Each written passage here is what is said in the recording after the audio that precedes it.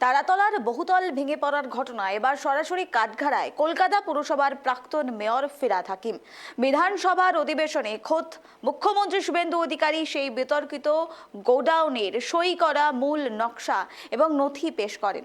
পরিকাঠামোগত এবং কাঠামোগত ত্রুটি থাকা সত্ত্বেও কিভাবে এই প্ল্যান পাশ হলো তা নিয়ে প্রাক্তন মেয়রের দিকে সরাসরি দুর্নীতির আঙুল তুলছেন তিনি, যদিও সমস্ত অভিযোগ অস্বীকার করেছেন ফিরহাদ হাকিম। চারিদিক যেন ধ্বংসস্তূপ। তারাতলার দুর্ঘটনাস্থলে ছড়িয়ে রয়েছে লোহার বিম, সিমেন্টের চাঙড়। বুধবার রাতভর লাগাতার অভিযান চলার পর বৃহস্পতিবার সকালেও চলে উদ্ধার কার্য। ভেঙে পড়া বড় বড় চাঙড়, লোহার বিম সরিয়ে দেখা হচ্ছে আরও কেউ ভেতরে আটকে রয়েছেন কিনা। তবে এই ঘটনার দায় কার? বৃহস্পতিবার বিধানসভার অধিবেশনে পূর্বতন সরকারের বেনিয়ম তুলে ধরলেন মুখ্যমন্ত্রী শুভেন্দু অধিকারী। তার দাবি, গত 17 জানুয়ারি তারাতলার বিতর্কিত গোডাউন প্ল্যানে অনুমোদন দিয়েছিল কলকাতা পুরসভা। বিধানসভায় সেই সই করা মূল নথি ও নকশা তুলে ধরে সরাসরি প্রাক্তন মেয়র ফিরহাদ হাকিমকে আক্রমণ করলেন মুখ্যমন্ত্রী, যেখানে স্পষ্ট দেখা যাচ্ছে তৎকালীন মেয়র ফিরহাদ হাকিম এবং পুরসভার ইঞ্জিনিয়ারদের স্বাক্ষর নকশা দেখিয়ে মুখ্যমন্ত্রী দাবি করেন কাঠামোগত ত্রুটি থাকা সত্ত্বেও টাকা খেয়ে এই প্ল্যান পাশ করানো হয়েছে। আমরা এটা নিয়ে রাজনীতি করবো না, কিন্তু কি করেছেন আপনারা? একটাকেও তো ছাড়ার কোনো সিন নেই। আপনার প্রাক্তন মেয়রের সই আছে, এতে কাউকে ছাড়া হবে না। আপনার ইঞ্জিনিয়ার যাদের নাম আছে, it is found that Sri Aminur Sheikh, sub assistant engineer, Sri Nirmalendu Sardar, assistant engineer, Sri Ranjan Das, executive engineer, has not discharged their duties and responsibilities in respect of the instead premises. আমরা পুরো fact finding বের করেছি।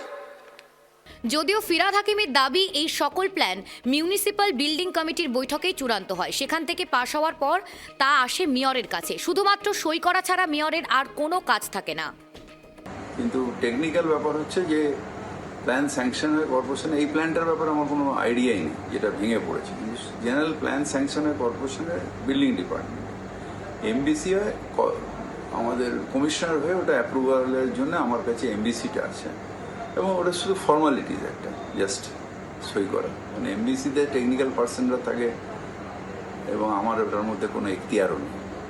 কোনো plan স্যাংশনের ক্ষেত্রে x মেয়রের কোনো এখতিয়ার নেই, বা কোনটা ইলিগাল হলো কোনটা হলো না সেটা দেখারও এখতিয়ার আমার নেই। রাজনৈতিক কচকচানি চললেও এই এলাকায় স্থানীয় বাসিন্দারা তৃণমূল আমলের দুর্নীতিকেই দায়ী করেছেন।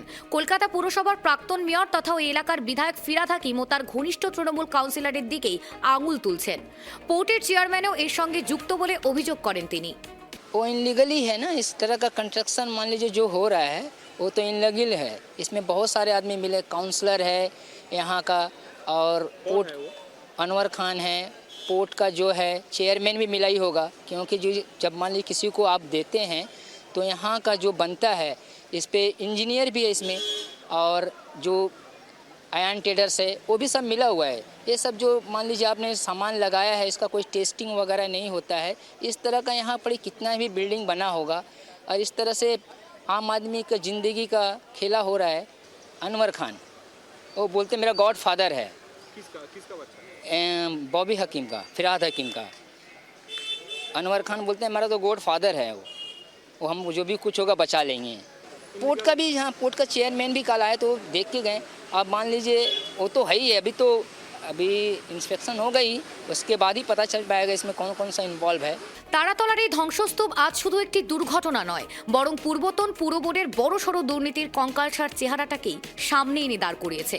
মুখ্যমন্ত্রী আজ বিধানসভায় যে নথি পেশ করেছেন তার উপর ভিত্তি করে এবার কোনো কড়া আইনি পদক্ষেপ বা তদন্তের নির্দেশ দেওয়া হয় কিনা এখন সেটাই দেখার। ক্যামেরায় স্বপন রায়ের সঙ্গে অভ্রদীপ দাসের রিপোর্ট, KTV বাংলা।